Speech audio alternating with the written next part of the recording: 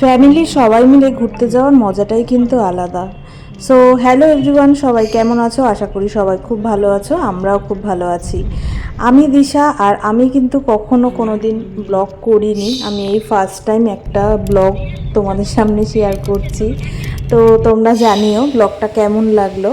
তো আমরা এখন চলে এসেছি কিন্তু মন্দারমণিতে। আর মন্দারমণি বিচটা কিন্তু আমার খুবই ফেভারিট, কারণ এখানটা ভীষণই শান্তিপূর্ণ, খুব ভালো লাগে, খুব ফাঁকা।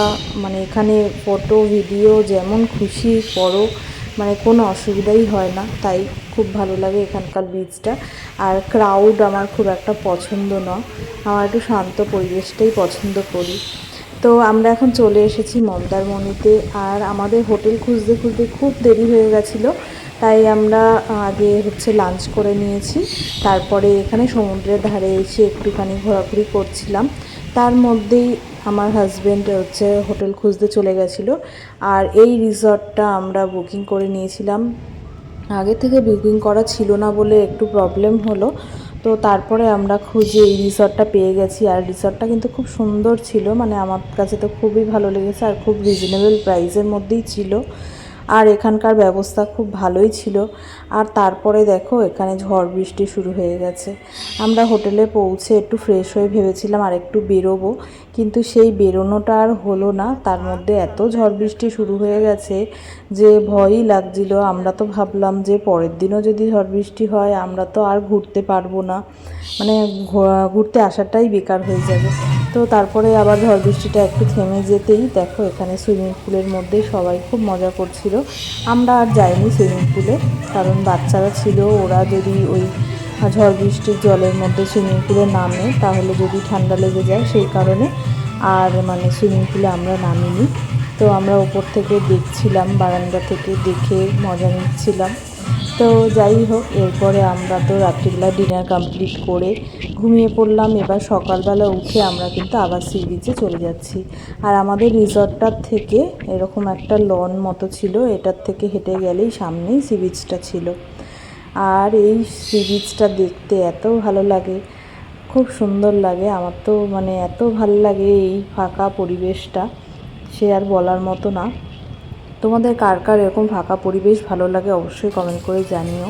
আর তারপরে ওখান থেকে ঘুরে এসে কিন্তু আমরা ব্রেকফাস্ট করেই নেমে পড়েছিলাম পুলে, সুইমিং পুলে। আমরা খুব মজা করছিলাম সারাদিন। তো আমি কিন্তু কোনো দিন ব্লগিং করিনি, যদি কিছু ভুল হয় তোমরা কিন্তু একটু অ্যাডজাস্ট করে নিও, কারণ আমি কখনোই ব্লগিং করিনি। আমি ফার্স্ট টাইম তোমাদের সাথে ব্লগিংয়ের মতো করে কিছু শেয়ার করছি, চেষ্টা করছি করার।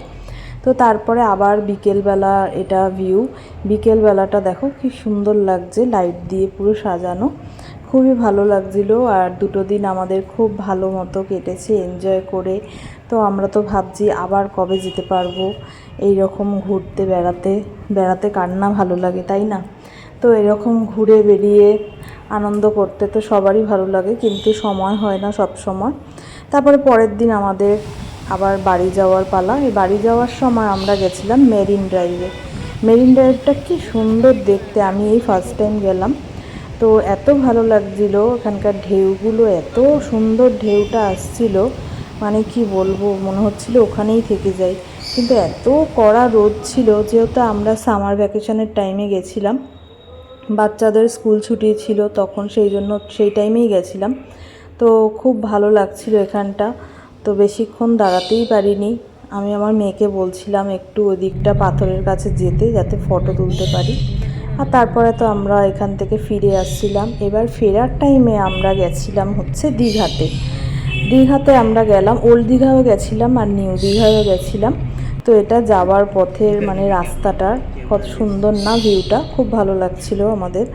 তো আমরা এই দেখতে দেখতে, সুন্দর ভিউ দেখতে দেখতে যাচ্ছিলাম। আর এটা কি ছিল আমি ঠিক জানি না, মাঝখানটা এরকম একটা চর টাইপের, তারপরে একটুখানি জল ছিল। তো জানি না এটাকে কি বলে, খুব সুন্দর লাগছিল, তাই আমি একটু ভিডিও করে নিলাম। আর আমার এই ভিডিওটা তোমাদের কাছে যেমনই লাগুক না কেন, ভালো বা খারাপ, তোমরা কিন্তু অবশ্যই আমাকে কমেন্ট করে সেটা জানিও। আর ভিডিও ভালো করার জন্য যদি তোমার কাছে কোনো টিপস থাকে তাহলেও কিন্তু সেটা প্লিজ আমাকে একটু জানিও। আর এখান থেকে আমরা চলে গেছিলাম ওল্ড দীঘাতে। আর তোমরা তো সবাই জানো ওল্ড দীঘায় হয়েছে এখন জগন্নাথ মন্দির, সেটা আমরা বাইরে থেকে দর্শন করে কিন্তু চলে গেছিলাম নিউ দীঘাতে। আর নিউ দীঘার যেই ক্রাউড থাকে তোমরা তো জানোই, সেই ক্রাউডের জন্যই কিন্তু আমার ভালো লাগে না নিউ দীঘায়। আর এখানেই হলো আমাদের ফ্যামিলি ট্রিপটা এন্ড। এখান থেকে আমরা কিন্তু বাড়ি চলে এসেছিলাম। আর যারা আমার এই ভিডিওটা ওয়াচ করছো তাদেরকে জানাই অনেক অনেক থ্যাঙ্কস এতক্ষণ ধৈর্য ধরে আমার এই ভিডিওটা কমপ্লিট দেখার জন্য। তাহলে তোমরা ভালো থেকো, সুস্থ থেকো, টাটা।